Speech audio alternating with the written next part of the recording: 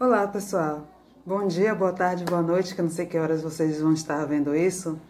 Vamos falar agora a respeito do processo de reunificações e revoluções que aconteceram na Europa durante o século XIX, principalmente na primeira metade. O historiador Eric Hobsbawm chama esse momento justamente de Era das Revoluções, porque foi um momento onde aconteceram grandes mudanças na Europa que influenciaram o mundo e que vigoram até os dias de hoje.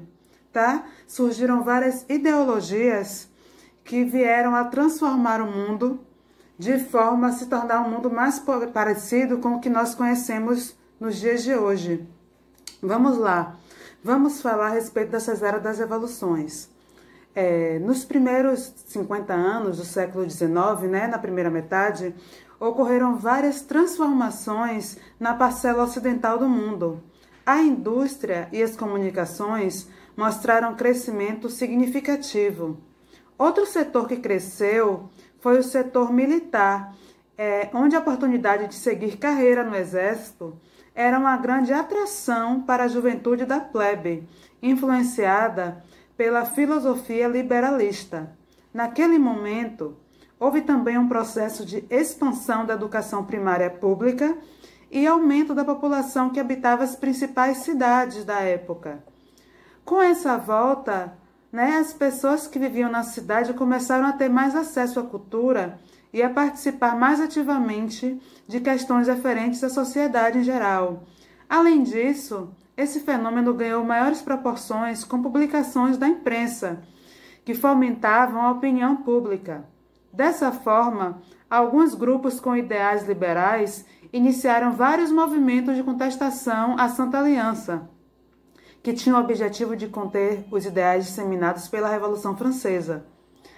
De forma gradual, os liberais, que eram vistos como subversivos e revolucionários, começaram a ter suas ideias vistas como justificáveis, endossando as revoluções que estavam por vir.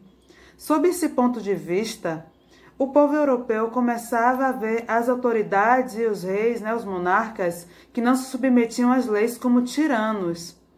De acordo com o historiador Eric Hobsbawm, mais uma vez, ele via essa etapa como a Era das Revoluções justamente pela disseminação de ideais de liberdade por grupos organizados por toda a Europa.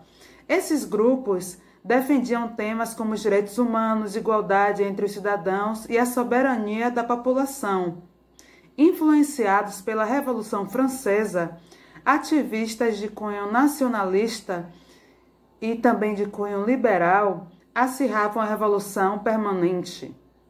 Naquele momento, ocorriam vários movimentos importantes, como a Guerra de Independência das 13 Colônias, que foi um pouco antes, que veio desde a Revolução Francesa, e naquele período em si, a Guerra das Colônias da América Latina, que estavam tentando se tornar independentes.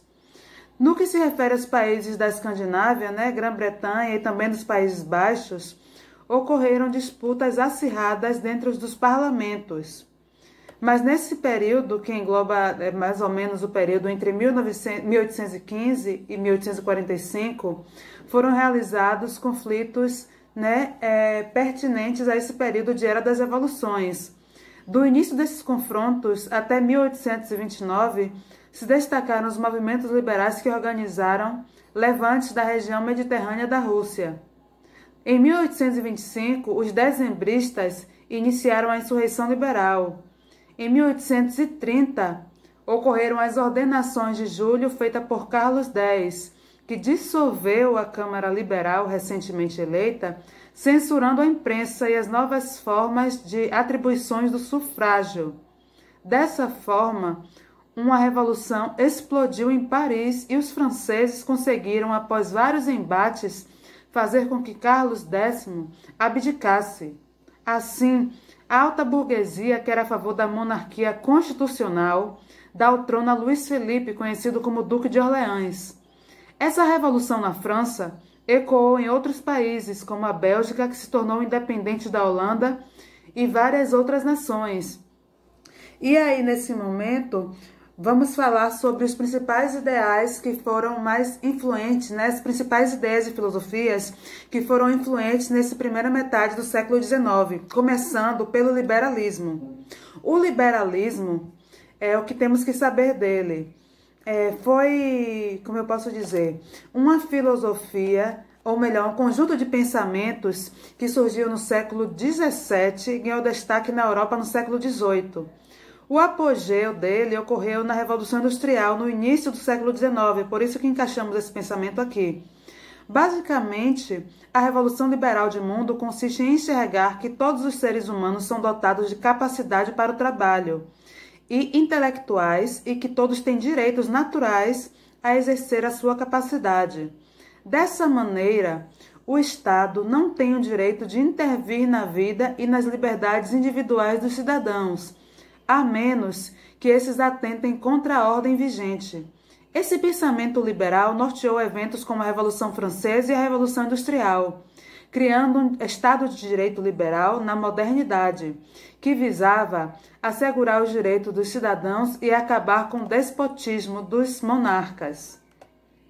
O liberalismo como um todo visava acabar com a pressão do chamado Antigo Regime, né, que eram aquelas monarquias absolutistas que dominavam durante muito tempo, que eram as potências europeias, né? França, principalmente, que é o principal expoente desse tipo de governo. Para os liberais, o ser humano era dotado de direitos naturais, né? Que era o pensamento herdado de John Locke, aquele filósofo inglês, que assegurariam o direito de todos os cidadãos de participar da política e da economia, além de trabalhar, acumular riquezas e adquirir uma propriedade privada. Do mesmo modo, eram direitos naturais a vida e a liberdade, sendo vedado ao Estado qualquer forma autoritária e injustificada de restrição de liberdades ou assassinato dos cidadãos de forma indiscriminada. Para os teóricos liberais modernos, não havia qualquer justificativa para o controle da vida, seja do governo ou seja da economia também, por parte dos monarcas, né, dos líderes. Isso porque a monarquia absolutista estava assentada do ideal de direito divino, ou seja, uma forma de governo onde eles pregavam que os governantes eram pessoas eleitas por Deus para guiar o povo. O pensamento moderno, já mais racional, né, rejeitava esse tipo de conceito. Para os teóricos modernos, era a razão distribuída entre as pessoas a responsável por criar um projeto de mundo capaz de impulsionar a sociedade e os indivíduos ao crescimento. Esses ideais, que constituíam o iluminismo, geravam o centro do pensamento liberal, que era a capacidade individual de trabalhar, criar e evoluir. O liberalismo clássico pode ser dividido em liberalismo político e liberalismo econômico. Chamamos de liberalismo clássico aquele que surgiu dos ideais filosóficos liberais do século XVII e XVIII, né, contra o Antigo Regime, e a favor da livre iniciativa individual da economia.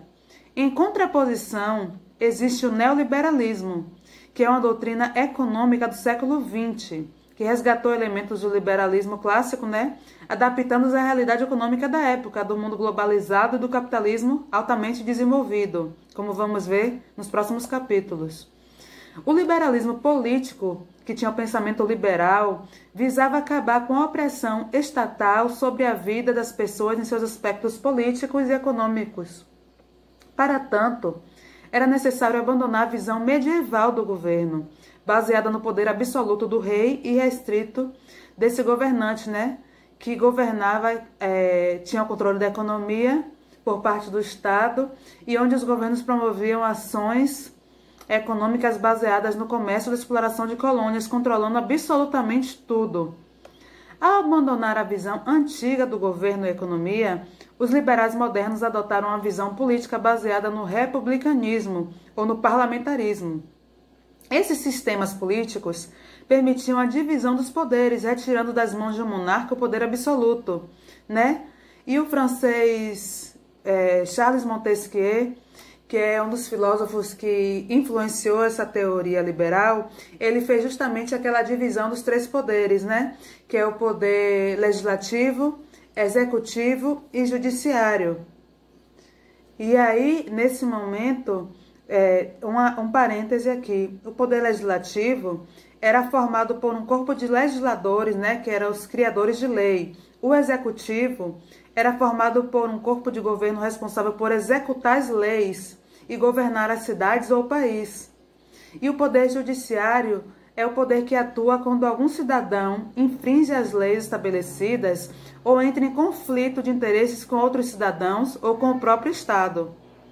No caso do liberalismo econômico, é um conjunto de ideias, né, do filósofo e economista Adam Smith, principalmente, que predominaram para estabelecer as diretrizes desse novo pensamento econômico. E, nesse caso, consistia no entendimento de que o Estado não devia intervir na economia, pois essa economia devia ser feita a partir da livre iniciativa dos cidadãos, que devem ser livres para produzir e fazer comércio, sendo responsáveis por si mesmos. A meritocracia e a valorização do esforço individual são marcantes no pensamento liberal, que coloca como responsável pela riqueza e pelo sucesso unicamente o indivíduo. Para Adam Smith, haveria uma espécie de mão invisível que faria com que a economia se desenvolvesse autonomamente, no poder da iniciativa privada, sem necessitar, no caso, sem necessitar da interferência estatal, que colocaria um entrave no crescimento econômico ao querer reivindicar sua parte nos lucros sem nada oferecer em troca. Nesse caso, as primeiras insurgências liberais começaram no fim do século XVII, como um pensamento burguês que desafiava a ordem absolutista. Na Inglaterra, esse fator ocorreu com a Revolução Gloriosa, que acabou de vez com o absolutismo inglês e implantou um regime parlamentar no país, que manteve a monarquia, mas abriu um parlamento, com a possibilidade de participação política de pessoas que não pertenciam à nobreza.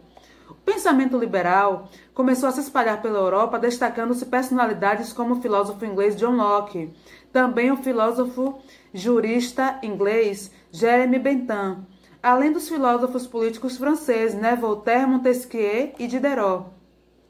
Em razão da influência do pensamento iluminista, que valorizava a razão e a nacionalidade em detrimento de antigas concepções religiosas que tomavam conta da vida política durante a Idade Média, as pessoas atentavam-se para o fato de que a vida pública deve ser regida pela racionalidade e não pela religião.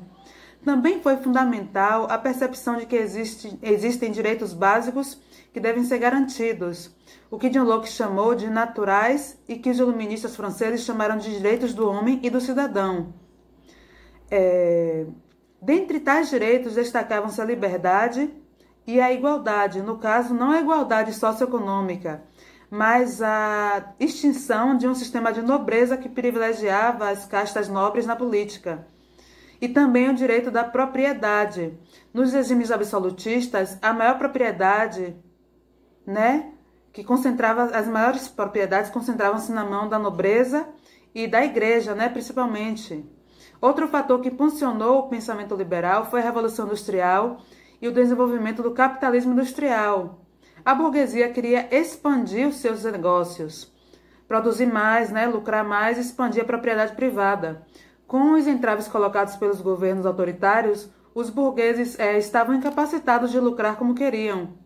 Daí, né, surgiram as ideias liberais que fizeram nascer um pensamento de desenvolvimento econômico baseado apenas no esforço da burguesia sem interferência do Estado. O liberalismo clássico se mostrou ineficaz no início do século XX, após o advento das crises, né, que a gente viu e vai ver mais tarde, como a Grande Depressão de 29, que desencadeou vários problemas ao redor do mundo. O socialismo havia inspirado a formação da organização sindical, né, que organizava grandes greves contra a exploração de trabalhadores por parte da burguesia, algo comum e necessário da doutrina liberal. O cenário do século XX fez com que governantes e economistas revissem o liberalismo clássico, né? E é isso, vamos estudar mais adiante. Vamos agora tratar de outra característica desse momento, que foi o nacionalismo, tá? O nacionalismo foi um processo revolucionário, francês principalmente, de grande importância para que uma nova perspectiva se firmasse dentro da Europa. Durante esse evento, muitos revolucionários interpretavam sua luta como a ação tomada em defesa dos interesses do próprio país. Nobres, conservadores, membros da igreja e os exércitos estrangeiros eram vistos como os grandes inimigos da nação. A partir dessa perspectiva que a gente tem que estudar o nacionalismo, tá? As primeiras manifestações desse sentimento nacionalista.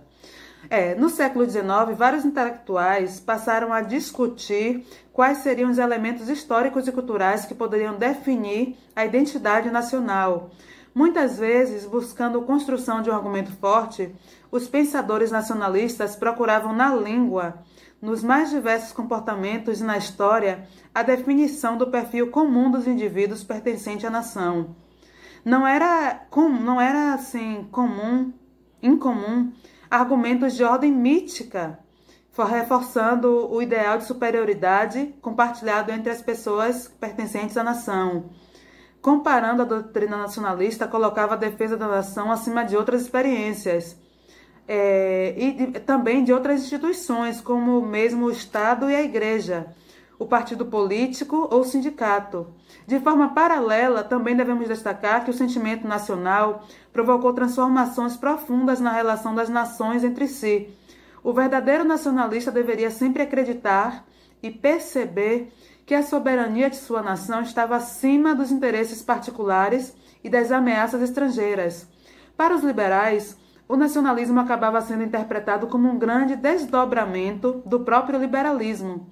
Afinal de contas, a busca pelo direito de escolher seu próprio governo, criar suas próprias leis e defender o território integravam um conjunto de lutas que garantiriam liberdade e igualdade.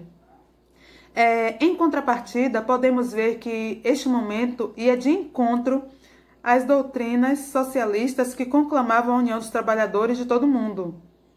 No campo das ações históricas, o nacionalismo serviu de inspiração para importantes eventos do século XIX. Em 1848, durante a chamada Primavera dos Povos, várias ações revolucionárias tomaram a Europa.